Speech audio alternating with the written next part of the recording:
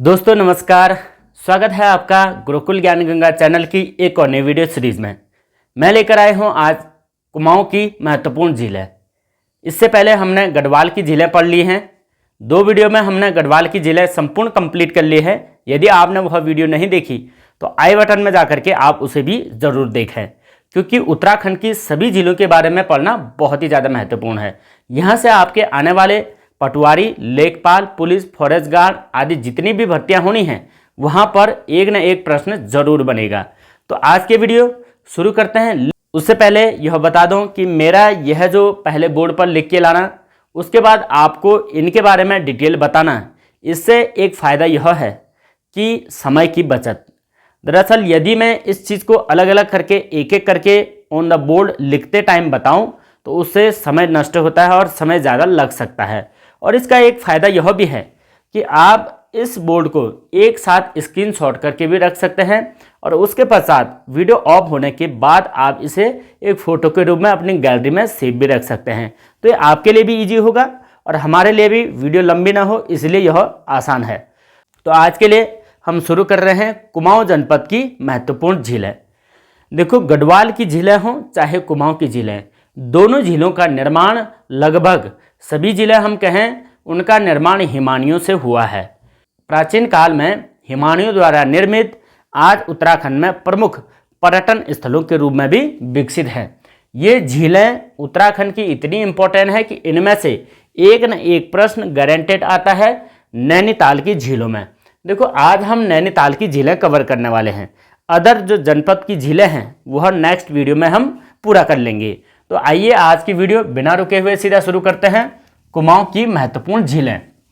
कुमाऊं की झीलों की बात करें तो सबसे अधिक झीलें कुमाऊं में नैनीताल में ही पाया जाता है, क्योंकि नैनीताल क्षेत्र का गोरखा काल में नाम छकाता क्षेत्र भी था। छकाता क्षेत्र का मतलब होता है जहां पर लगभग 60 के आसपास झीलें थी। तो ये एक समय था और यह नैनीताल कुमाऊं कमिश्नरी का भी एक प्रमुख क्षेत्र रहा है, जिन्होंने कि 1854 में अल्मोड़ा से अपनी कमिश्नरी नैनीताल स्थानांतरित की थी। तो पर्यटन की दृष्टि से भी यह नैनीताल बहुत इंपॉर्टेंट है और प्राकृतिक सौंदर्य के लिए तो है ही है। तो आइए शुरू करते हैं नैनीताल के झीलों के बारे में। तो नैनीताल यदि हम बात करें, नैनीताल स्वयं एक ताल के किनारे बसा हुआ नगर है। तो ताल के चारों ओर बसा हुआ यह नगर यानी यह क्षेत्र पूरा सरोवर नगरी कहा जाता है, क्योंकि यहाँ पर सबसे अधिक झीलें पाई जाती हैं या सरोवर तालाब पाए जाते हैं। और झीलों की नगरी या सरोवर नगरी, 2 प्रकार के पॉइंट पूछे जाते हैं कि उत्तराखंड में कौन से जनपद को सरोवर नगरी या झीलों की नगरी कहा जाता है। तो वह उत्तर हो जाएगा नैनीताल को। देखो, नैनीताल की झीलों को याद करने से पहले हमने पहले ये देखना होगा कि यार नैनीताल में कौन कौन सी झीलें हैं जिसको कि हम ट्रिक के माध्यम से याद कर सकें। तो यहाँ पर ट्रिक हमारे पास हो जाएगी यहाँ से कि नैनो में सासू भी खुश हैं लुक के साथ, यानी नैनो में सासू भी खुश हैं लुक के साथ। यानी एक नैनो गाड़ी है, उसमें सासू माता को बिठा करके सासू माता बड़ी खुश हो गई है, वो भी लुक के साथ। तो लुक के साथ सासू माँ का खुश होना एक बहुत महत्वपूर्ण बात हो जाएगी। इसमें प्रत्येक अक्षर में आपको एक ताल का नाम दिख जाएगा।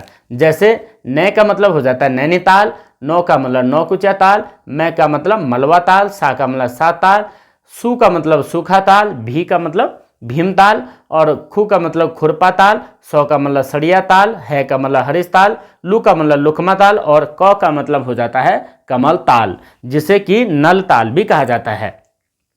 ये होगी हमारी नैनीताल जनपद की प्रमुख झीलें।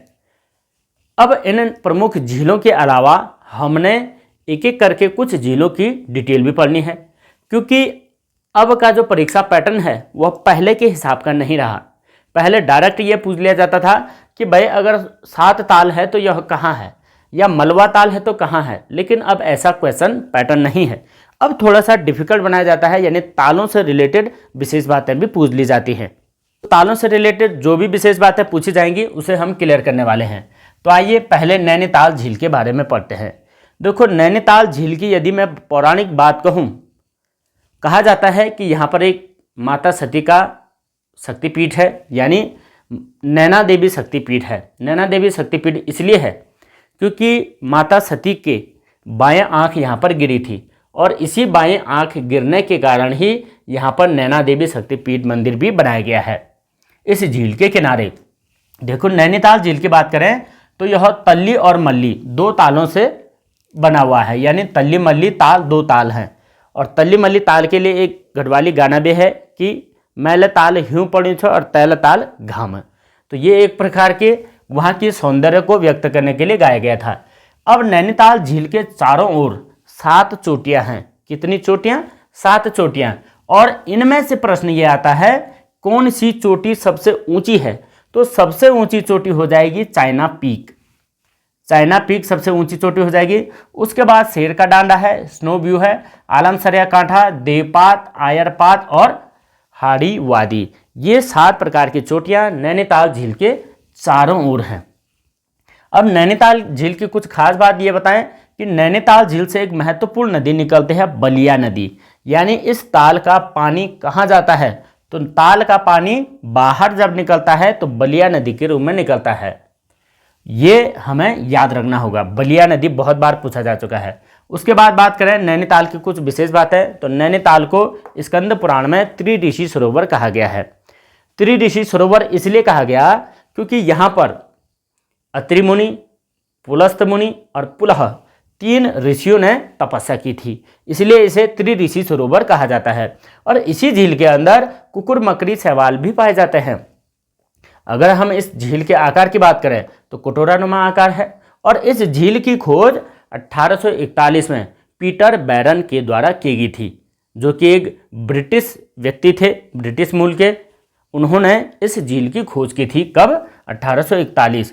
लेकिन पीटर बैरन ने भी स्वयं स्वीकार किया था कि इन झीलों की खोज सबसे पहले ट्रेल द्वारा कर दी जा चुकी थी, लेकिन कहा जाता है कि पीटर बैरन ने ही की थी। यहाँ पर एक हिल स्टेशन भी है जिसका नाम है टिफिन टॉप, ये भी हम याद रखेंगे।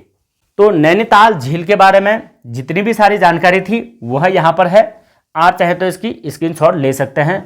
बहुत ही खूबसूरत तरीके से आपको सिंबल के माध्यम से बताया गया है, तो सिंबल्स के माध्यम से बहुत ही आसान हो जाएगा याद करना।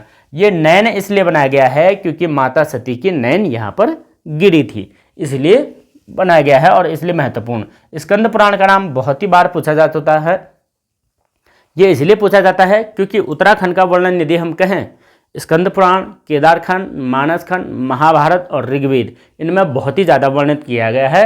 उसमें से स्कंद पुराण में त्रिऋषि सरोवर कहा गया है। तो ये था नैनीताल झील। अब बात करते हैं भीमताल के बारे में। देखो भीमताल का मतलब ये है कि इसका आकार बहुत बड़ा है, इसीलिए इसको भीम कहा गया है। यानी इसके आकार के अनुसार ही इसका नाम भीम पड़ा हुआ है। आकार की बात करें तो लंबाई टोटल 1674 मीटर लंबाई है और इसकी चौड़ाई 447 मीटर चौड़ी है और गहराई है 26 मीटर। तो इतनी ज़्यादा लंबी यानी 1.5 किलोमीटर से अधिक लंबाई इसकी है, इसीलिए इसको क्या कहा जाता है? भीमताल कहा जाता है। और यह भीमताल कुमाऊं की सबसे बड़ी झील भी है। देखें यदि गढ़वाल की पूछे जाए तो गढ़वाल में सहस्त्रताल हो जाएगा और कुमाऊं में क्या हो जाएगा? भीमताल, सबसे बड़ा ताल। और गोरखा काल में इस क्षेत्र को, भीमताल क्षेत्र को छखाता गढ़ी के नाम से जाना जाता था। उसके पश्चात यहाँ पर चंद वंश के एक 50वें राजा थे जिनका नाम बाज बहादुर चंद था और बाज बहादुर चंद ने यहाँ पर भीमेश्वर नाम का एक मंदिर भी स्थापित किया था जो कि शिव का मंदिर है। इसके अलावा यदि मैं भीमताल की बात करूं तो इस ताल का जो आकार है वह त्रिभुजा आकार है और बीच में एक टापू है जिसे कि ज्वालामुखी टापू भी कहते हैं और इसी टापू पर रेस्टोरेंट जैसे भी बने हुए हैं। और इस झील में इस टापू के अलावा कमल और कमल ककड़ी भी पाई जाती है। तो ये भी हम लोग याद रखें, कमल और कमल ककड़ी कहाँ पाए जाते हैं? भीमताल के अंदर। और एक इम्पॉर्टेंट बात और है, इस भीमताल का पानी तालाब से कहाँ जाता है? तो तालाब से पुष्पभद्रा नदी बनकर के बाहर निकलता है इसके दक्षिण क्षेत्र से। और अंग्रेजों के समय में अंग्रेजों ने इस पुष्पभद्रा नदी का भी बड़ा उपयोग किया। कैसे उपयोग किया? कि उन्होंने एक विक्टोरिया बांध बना दिया, क्योंकि विक्टोरिया उनकी अम्मा होती थी, तो अपने अम्मा के नाम पर ही उन्होंने विक्टोरिया बांध बना दिया।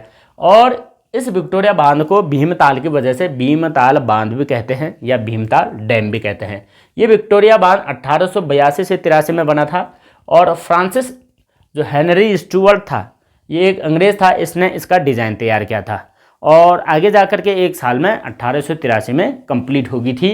तो ये हम याद रखेंगे पुष्पभद्रा नदी पर। और पुष्पभद्रा कहाँ से निकलती है जी? ये निकलती है भीमताल से। बस बात खत्म, इतनी सी बात याद रखनी है। इतने में हमारा भीमताल के जो ज़्यादा फैक्ट हैं वो सारे क्लियर हो गए हैं। अब भीमताल के किनारे दो प्रमुख संस्थान हैं, वो कौन कौन से हैं? भीमताल के किनारे दो प्रमुख संस्थान हैं, एक है तितली संग्रहालय और एक है लोक संस्कृति संग्रहालय।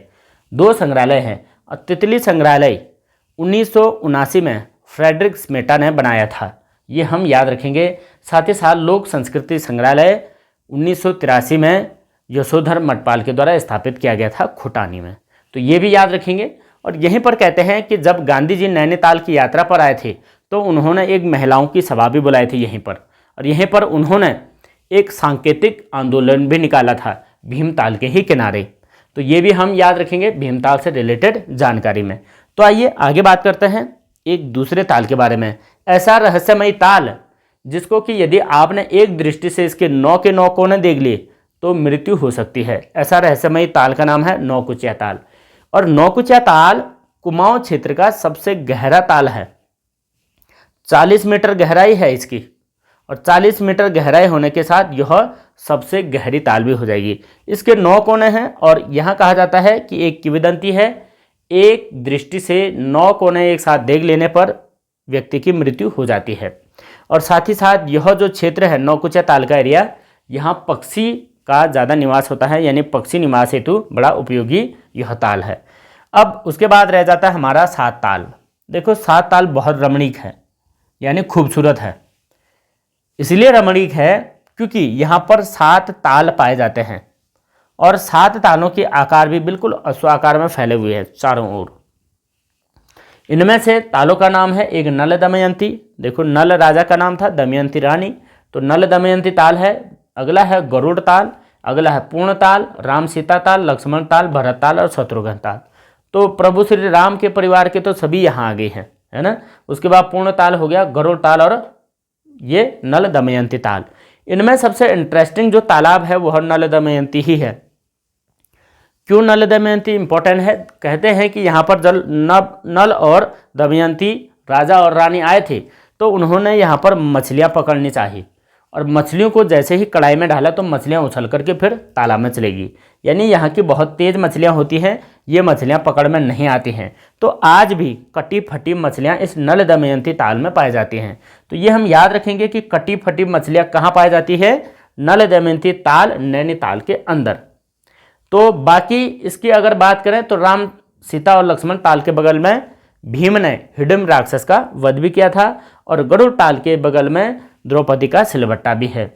और इन सभी तालों का वर्णन या इन सभी तालों की विशेषता बताई गई है इंग्लैंड के बोस्मोर लैंड के समान तुलना की गई है। तो ये हो गया 7 ताल के बारे में। तो आइए आज के अंतिम ताल हो जाएगी खुरपा ताल। और खुरपा ताल की जो आकृति है वह पशु के खुर के समान है, और इसके तीनों ओर पर्वत चोटियां हैं। देखो एक तो था 7 पर्वत चोटियों वाला, ये है नैनीताल, और 3 पर्वत चोटियों वाला हो गया खुरपा ताल, यानी खुर ताल भी हम कह सकते हैं, खुर के आकृति का ताल। और इसके चारों ओर सीढ़ी नुमा खेत भी पाए जाते हैं, यानी लोग सीढ़ी नुमा आकृति में कृषि करते हैं, जो कि पहाड़ों के एक कृषि का पैटर्न भी है। ये हो गया हमारे कुमाऊं के तालों के बारे में। तो आज की वीडियो आपको कैसे लगी ज़रूर कमेंट आकर के बताएं, और हमारी वीडियो को लगातार देखते रहें और चैनल को सब्सक्राइब और शेयर करना ना भूलें। बाकी मिलते हैं आपके साथ अगली वीडियो में, तब तक के लिए जय हिंद।